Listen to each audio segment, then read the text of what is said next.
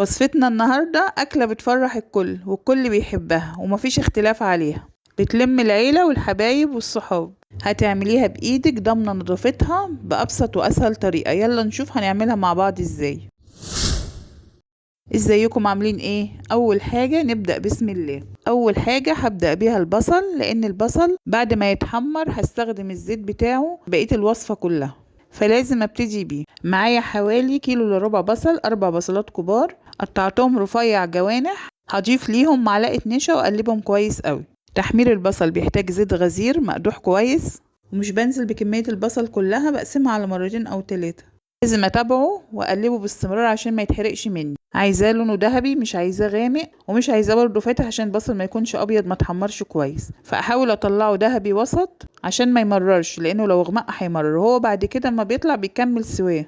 ممكن كمان تستخدمي في تقطيعه مكنة الشيبسي، بتدي نتيجة كويسة جدا. البصل المحمر هو اللي بيحلي الوصفة بتاعتنا، بيدي شكل جميل للطبق، وبيسموه في محلات الكشري الورد. بصوا اللون جميل ازاي والقرمشة. تاني حاجة هعملها الصلصة. مغرفة زيت بصل، اول ما يسخن الزيت بنزل معلقة توم مفروم اقلب فيها لغاية لما اللون يدبل. بعد كده بنزل بعصير الطماطم، حوالي كيلو طماطم مضروبين في الخلاط. اول ما تغلي الطماطم بضيف لها معلقتين صلصة كبار وهدي عليها واسيبها تتسبك زي صلصة المكرونة بالظبط. ولو احتاجت مية بزودها، عايزة قوامها يكون وسط، مش تخين ومش سايل قوي. بعد كده هسلق المكرونة. المية ضيفالها معلقة ملح ومعلقتين زيت. اول ما المية تغلي بنزل بنص كيلو مكرونة عقل وربع كيلو مكرونة سباكيتي، اقلبها وبعد كده اسيبها تغلي غلوتين 3 واقفل عليها، مسيبهاش تغلي كتير.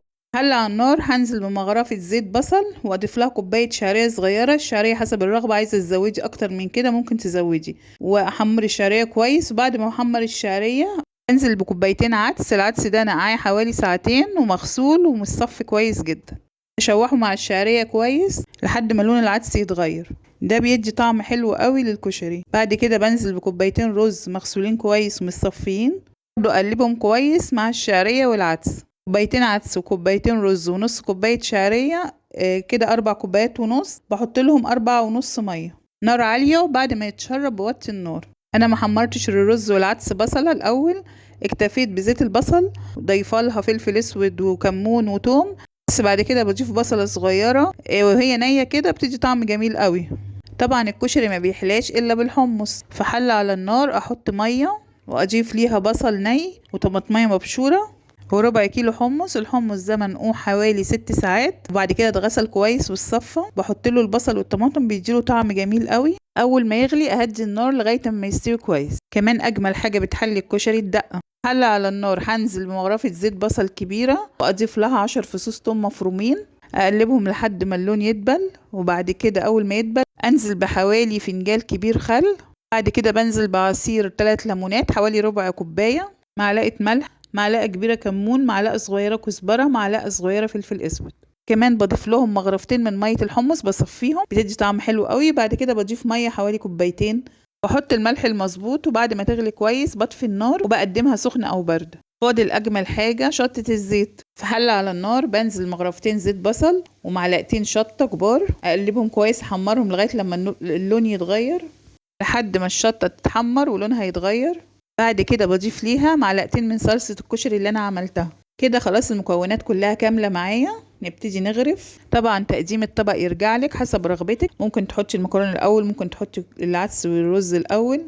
حطينا الرز والعدس وبعد كده احط المكرونه بحاول اسلقها في الاخر واسيبها في الميه السخنه علشان انا بصفيها مش بغسلها. وبعد كده بضيف لها 3 معالق زيت وهي في المصفى بيخليها مفلفله. بعد كده بضيف الصلصه. بصوا القوام واللون جميل ازاي. وبزين بعد كده بالبصل الجميل المقرمش اللي بيقعد معاكي مقرمش لاطول وقت. وده شكل الحمص بعد ما استوى، بزوق بيه.